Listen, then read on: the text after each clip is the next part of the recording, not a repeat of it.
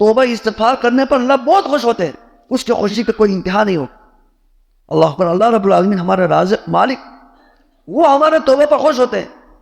ایک صحیح حدیث ہے، صحیح بخاری کی وہ حدیث ہے، اس کے راوی عبداللہ بن مسعود رضی اللہ عنہ ہے، وہ فرماتے ہیں کہ اللہ تبارک و تعالیٰ بندے کی توبہ سے اتنا خوش ہوتے ہیں، اتنا خوش ہوتے ہیں کہ جس طرح مثال دی پہلے زمانے کی ایک مثال ہے کہ پہلے زمانے میں لوگ اس خاص طور پر عرب کے بے آب و گیا میدانوں میں سفر کرتے تھے، ایسے ایسے میدان ہوتے تھے، ریگستان ہوتے تھے کہ اس کا کنارہ بھی نظر نہیں آتا۔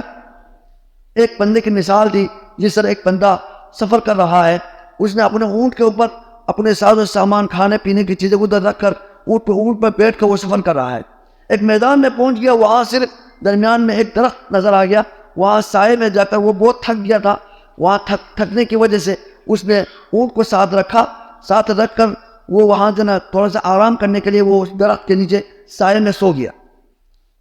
نیند اس کے اوپر غالب آ گئی، اور سونے کے بعد جب وہ اٹھتا ہے تو اس کے جو سواری، اس کے اونٹ اس کے پاس نہیں ہے، اور اس اونٹ کے اوپر اس کے پانی بھی ہے، کھانا بھی ہے، سب کچھ ادھر ہے، اونٹ نظر نہیں آیا۔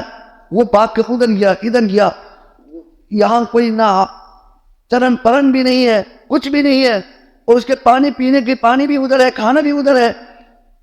آگے پیچھے گھوما پھرا، کچھ اونٹ کا کوئی نظر نہیں آیا، اور کوئی بندہ بھی نظر نہیں آ رہا۔ اب وہ تھکا ہوا ہے، بھوکا ہے، تھکاوٹ سے وہ بالکل ہی نڈال ہے۔ اب وہ آتا ہے اسی اپنے جہاں پہلے سویا تھا اس درخت کے اوپر ساتھ کے پاس آتا ہے۔ اب وہ دل میں کہتا ہے اب میں یہاں سے کہاں جاؤں، مجھے کوئی کنارہ نظر نہیں آ رہا، میرا اونٹ تو چلا گیا، اب میں یہاں مروں گا۔ نڈال ہو کے اب وہ آخری مرنے کا انتظار کر رہا ہے۔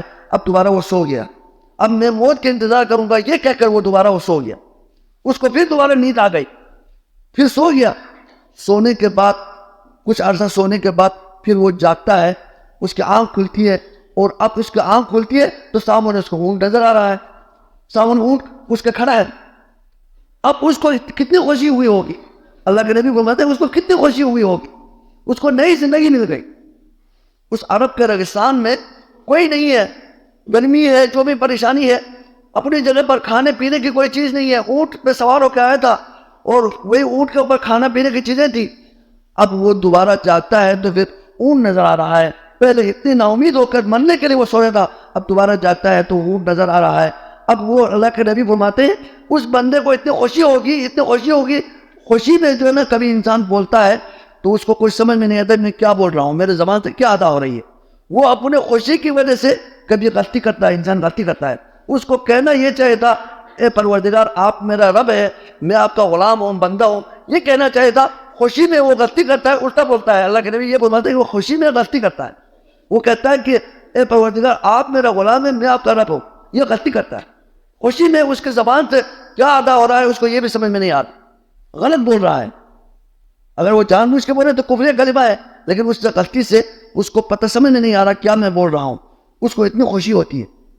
اللہ کے نبی علیہ السلام فرماتے ہیں اس بندے سے زیادہ اللہ کو خوشی ہوگی جب بندہ، ایک گناہ گار بندہ جب اللہ کی طرف لوٹتا ہے، گناہوں کو یاد کرتا ہے، گناہوں کو چھوڑتا ہے، تو اللہ تبارک و تعالیٰ اس سے